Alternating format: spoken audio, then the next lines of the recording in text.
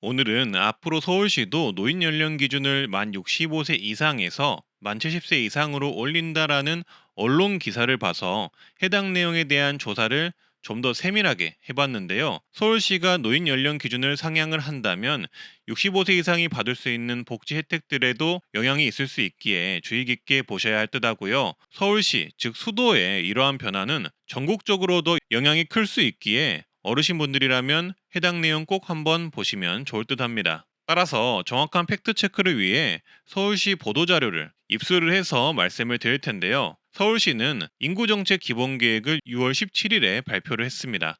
여기서 중요한 핵심 과제로 인구 고령화 분야를 선정을 했는데요. 한마디로 노인 관련 정책에 많은 변화를 줄 것이라는 것이죠. 이러한 인구 정책이 나오게 된 배경은 앞으로 대한민국이 조만간 초고령화 사회에 접어들기 때문인데요. 서울시는 2016년부터 서울시 인구의 약 20.9%가 65세 이상으로 구성이 될 것이라고 예측을 하고 있습니다. 즉, 초고령화 사회로 접어드는 것이죠. 따라서 이러한 서울시 인구 정책 중에서 어르신분들께서 도움이 될 만한 내용만 요약해서 말씀을 드릴 텐데요. 현재 어르신 관련 서울시 인구정책 기본계획 내용은 약 세 가지로 정리해 볼 수 있습니다. 정년제도 개선 및 일자리 분야 변화, 노인 주거 복지 확대, 노후생활 및 복지 서비스 연령 기준 개선, 이렇게 큰 틀에서 세 가지 분야가 있고요. 일단 먼저 정년제도 개선 및 일자리 분야 변화를 말씀드리겠습니다. 서울시는 정년제도 개선 및 계속 고용 지원을 위한 계획 등을 세울 예정인데요. 서울시는 2031년부터 사회복지 서비스업 분야 인력이 전국 기준 약 58만 4천 명이 부족할 것이라는 분석에 따라 사회복지시설 종사자의 계속 고용 보장 방안을 연구할 계획이라고 합니다. 한마디로 사회복지 서비스업 분야에 대해서 인력 부족이 발생할 것 같으니 정년 연장 등 방안을 마련해 보겠다는 것이죠. 현재 사회복지시설 종사자의 인건비 보조금 지급 연령 상한 기준은 종사자는 60세, 시설장은 65세로 규정하고 있는 상황입니다. 만약 이 부분을 개선을 한다면 사회복지 서비스업 분야에서 정년 연장 그리고 일자리 증가를 기대해 볼 수 있겠죠.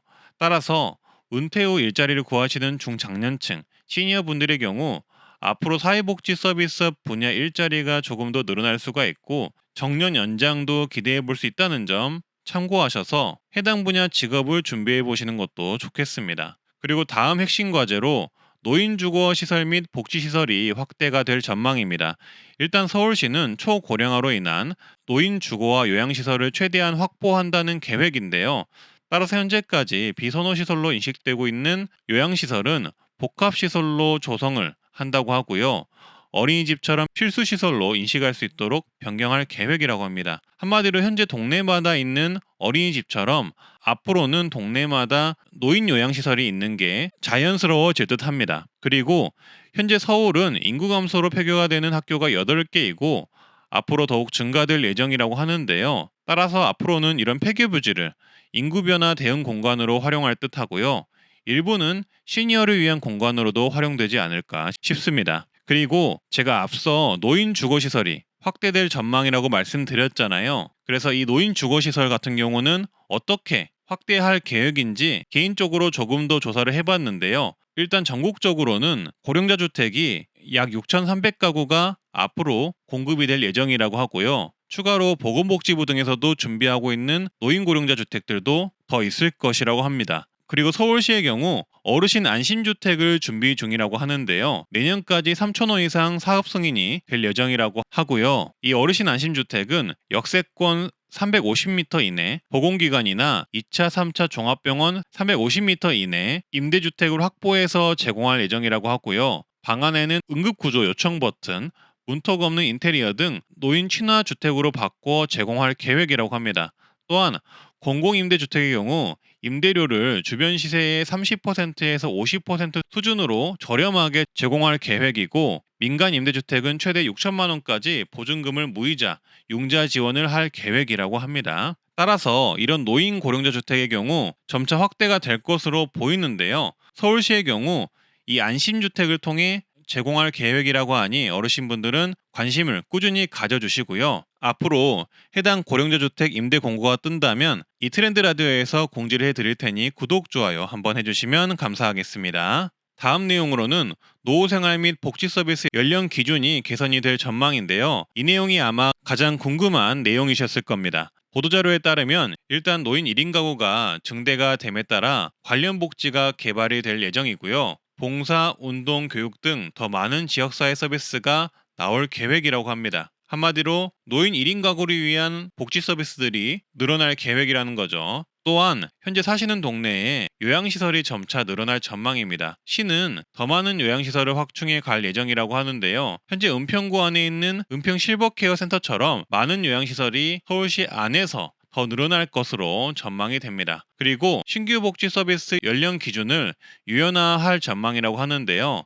이 부분이 보도자료에서의 노인 기준 연령 변경에 대한 주요 세부 내용이라고 보시면 되겠습니다. 이 서울시 보도자료에 따르면 현재 우리나라 노인복지법은 81년에 제정된 법으로 아직까지 65세를 노인 기준으로 정하고 있지만 현재 노인에 대한 다양한 인식 변화가 이루어지고 있는 만큼 늘어난 건강 수명을 고려하겠다는 게 현재 서울시 인구정책 기본 계획의 핵심 내용입니다. 따라서 노인 관련 신규 복지 사업을 도입할 경우 연령 기준을 60세에서 80세 등 유연하게 적용하는 방안을 검토할 계획이라고 합니다. 한마디로 노인 관련 복지 사업을 할 때 현재처럼 만 65세 이상을 기준으로 하는 정책은 신규 정책에서는 더 이상 펼치지 않겠다는 것이고 연령 기준을 더욱더 다양화하겠다는 것이죠. 개인적인 전망으로는 아무래도 노인 인구가 증가하는 만큼 예산 등을 고려한 연령별 노인 정책이 나올 수밖에 없을 듯 하고요. 만 65세 이상 전체를 대상으로 하는 정책은 줄어들고 70세 또는 80세 분들을 위한 세부적인 정책이 늘어나지 않을까 싶습니다. 앞으로 이렇게 노인복지 65세 이상 혜택은 점점 더 다양한 변화를 맞이할 듯 싶은데요. 서울과 대구에서 이렇게 노인 정책의 변화를 시작한다면 전국적인 노인 지원 정책 또한 변화의 목소리가 더욱더 나오지 않을까 싶습니다. 한마디로 이제 노인 연령의 기준을 만 65세에서 조금 더 상향하자는 여론이 형성될 것으로 보이는데요.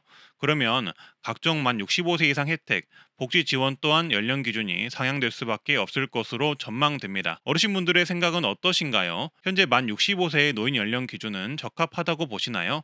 아니면 68세 또는 70세, 75세 등으로 상향하는 게 맞다고 보시나요? 어르신들의 다양한 아이디어와 의견 한번 댓글로 남겨주시면 감사하겠습니다. 오늘은 이렇게 서울시에서 인구 관련 정책을 새롭게 발표하면서 그와 관련된 노인 정책 및 노인 정책 연령 변화 등에 대한 내용을 말씀드렸는데요. 앞으로 세상이 참 많이 변할 듯 합니다. 따라서 이에 맞춰서 이 트렌드 라디오는 관련 소식을 더 빠르고 정확하게 전달할 수 있도록 노력을 하겠습니다. 오늘 영상 도움이 되셨다면 구독, 좋아요, 주변에 공유 한번 부탁드리고요. 오늘도 건강하고 행복한 하루 되세요. 감사합니다.